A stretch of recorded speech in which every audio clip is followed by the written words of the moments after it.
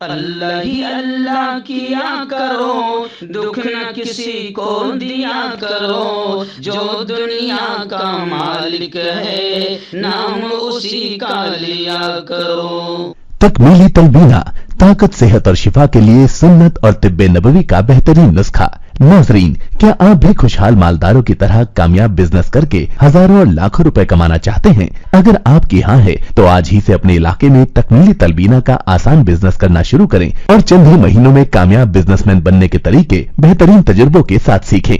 Businessman बनने का ये मौका कहीं आपके भी हाथ से चला न जाए, इसलिए अभी हमसे राब्ता करें 9890963757। Takmili food products private limited, Malegaon, India.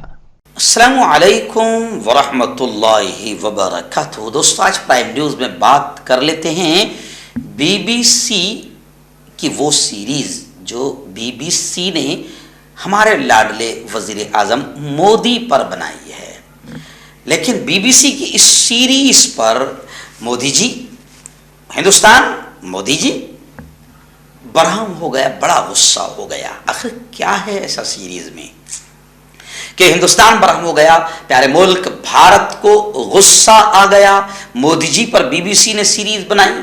तो ऐसी क्या चीज़ है, जबकि दुनिया जानती है और दुनिया इस बात को भी मानती है कि पूरी दुनिया में बीबीसी की खबरों और बीबीसी की न्यूज़ को बहुत ही एतमाद, बड़े भरोसे के साथ देखा जाता है। और बीबीसी पर जो बात या जो खबर आ गई उसे पत्थर की लकीर माना जाता है। बचपन से भी हम लोग देख रहे हैं कि बीबीसी पर आ गई है ना, किस्सा खत्म।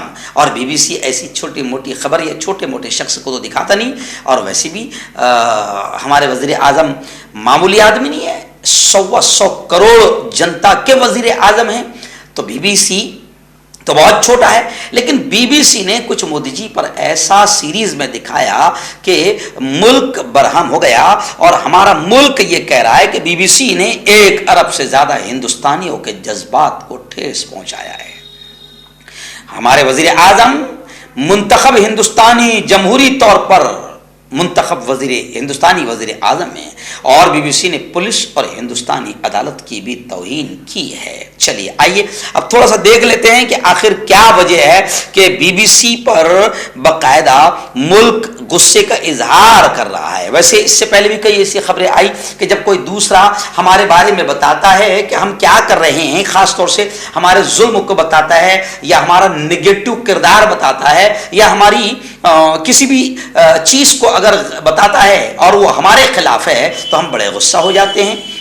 ये तो है। तो खैर चलिए आइए, बीबीसी ने एक सीरीज बनाई मोदी जी पर जिसका नाम गालिबन है इंडिया दी मोदी क्वेश्चन। जी हाँ, इस सीरीज में बीबीसी ने जो इल्जाम लग रहा है उस पर कि तुम जानिबदारी से काम कर रहे हो, यानी एकदम तुम मोदी जी के खिलाफ काम कर रहे हो, बीबीसी पर यह इल्जाम लग रहा है।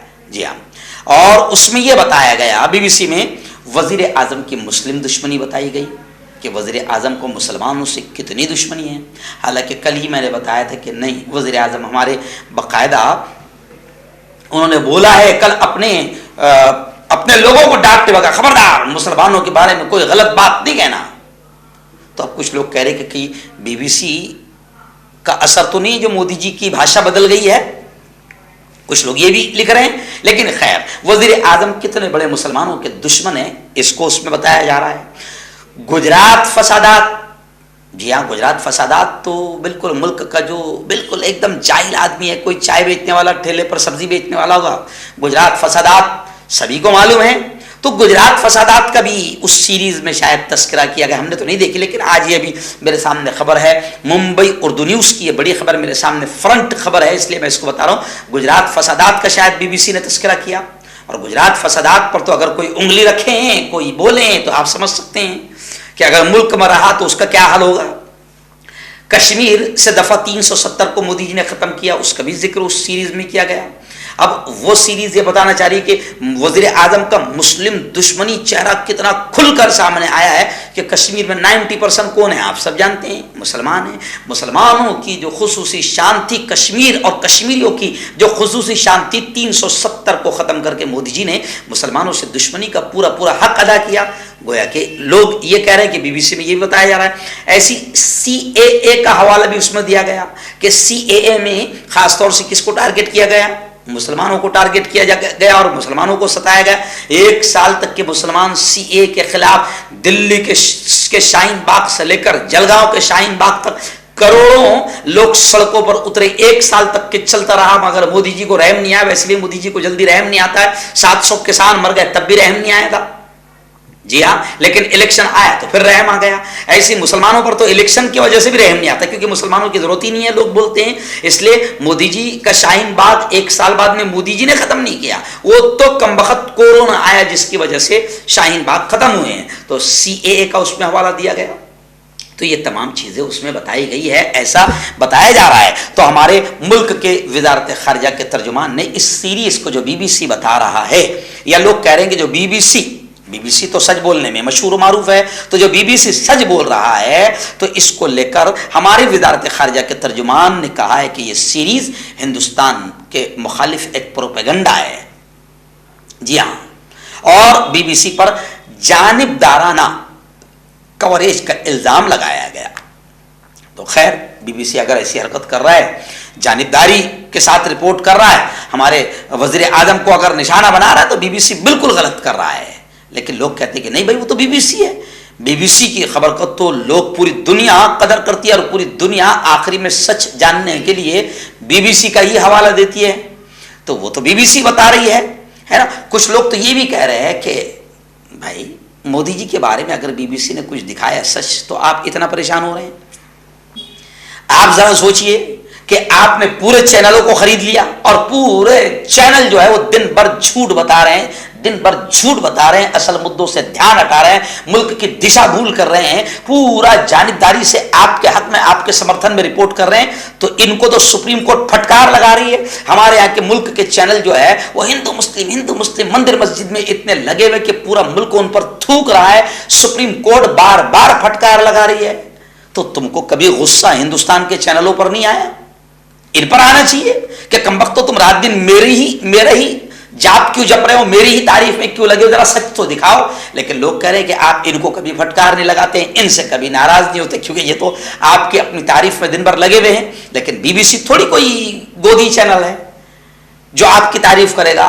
तो कुछ लोग ऐसा भी कह रहे हैं, मगर खैर, ये एक खबर है, हम सिर्फ खबर दिखा रहे हैं। और हमारा ये मानना है कि जानिबदारी से कोई भी हो उसने काम नहीं करना चाहिए, चाहे वो BBC हो, चाहे हमारे मुल्क के गोदी दलाल चैनल हो, जानिबदारी से काम नहीं करना चाहिए। पत्रकारिता, जर्नलिज्म, सकारात्मक जर्नलिज्म, पॉजिटिव जर्नलिज्म, यह हमारा मिशन है। वॉइस ऑफ मीडिया जो हमारी संगठन है उसका मिशन है, और हमारा मानना है कि सकारात्मक पत्रकारिता, पॉजिटिव जर्नलिज्म ही इस देश को बचा सकती है। तो चैनल हो, चाहे BBC हो, चाहे मुल्क कोई भी चैनल हो, या कोई भी पत्रकार हो, या कोई भी पत्र हो, उसमें जानिबदारी नहीं होनी चाहिए। तो खैर, ये इसलिए भी गुस्से वाली बात है क्योंकि BBC ने इतनी बड़ी डेयरिंग कर दिया, और मोदी जी की, वजीर आजम की मुस्लिम दुश्मनी, गुजरात फसादात, कश्मीर से दफ़ा 370 को ख़त्म करना, CAA, इन तमाम चीज़ों का हवाला दे दिया। इसलिए लोग थोड़ा सा कन्फ्यूज़न में आ गए कि BBC ने भी बता दिया है। तो हिंदुस्तान काफ़ी गुस्से का इजहार कर रहा है, और हिंदुस्तान का ये कहना है कि BBC जो है वो हमारे वजीर आजम की बेइज्जती कर रहा है, तौहीन कर रहा है, और वजीर आजम हमारे जमहूरी तरीके से जीते हुए वजीर आजम हैं। यानी गोया कि 1 अरब से ज़्यादा हिंदुस्तानियों के जज्बात को BBC ने ठेस पहुँचाया है, और हमारी पुलिस और हिंदुस्तानी अदालत की भी तौहीन किया है। उन्होंने वजारत खारजा के तर्जुमान ने ये भी कहा है कि हमने 2002 के जो फसादात हुए थे गुजरात में, और जानी नुकसान जो हुआ था, हम इसकी निंदा करते हैं। लेकिन BBC ने जिस तरह से जानिबदाराना रिपोर्ट की है, हम उसकी भी निंदा करते हैं। तो इस तरीके से ये पूरी खबर आई है। खैर, हमारे यहाँ तो अजीब मामला होता है कि तुम दिन को अगर रात कहो रात कहेंगे, ये भी पत्रकारिता नहीं है। ये भी पत्रकारिता नहीं है, बल्कि पत्रकारिता की बेइज्जती है, तौहीन है।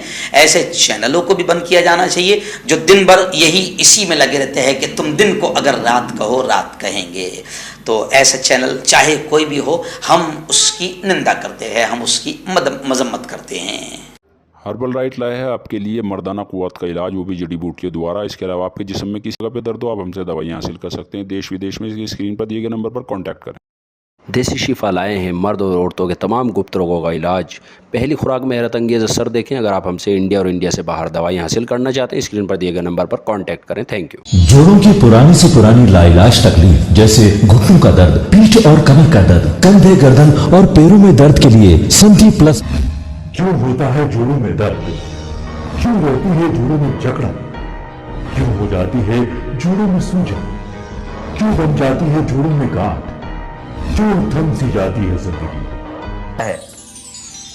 जोड़ों की पुरानी से पुरानी लाइलाज तकलीफ जैसे घुटनों का दर्द, पीठ और कमर का दर्द, कंधे, गर्दन और पैरों में दर्द के लिए संधि प्लस प्लस एक संजीवनी बूटी की तरह है, या यूं कहे कि एक स्थायी इलाज साबित हो चुका है। लाखों लोग इसे अपना चुके हैं और दर्द पर विजय प्राप्त कर चुके हैं। जब हम नियमित रूप से संधि प्लस प्लस से मालिश करते हैं तो त्वचा इसे तुरंत ऑब्जर्व करके जोड़ों के सूक्ष्मतम अवस्था में पहुंचा देती है, जिससे जोड़ों में ब्लड का सर्कुलेशन बढ़ जाता है और जोड़ों के मांसपेशियों में मजबूती आती है। आंतरिक सूजन समाप्त हो जाती है, जिससे दर्द में आराम तो मिलता ही है, साथ ही साथ जोड़ों में नई शक्ति भी आती है। हमारे ये प्रोडक्ट ना कि किसी बाजार में मिलता है और ना ही मेडिकल शॉप पे, इसलिए इसे पाने के लिए अभी स्क्रीन के नंबरों पे कॉल करें और ऑर्डर करें।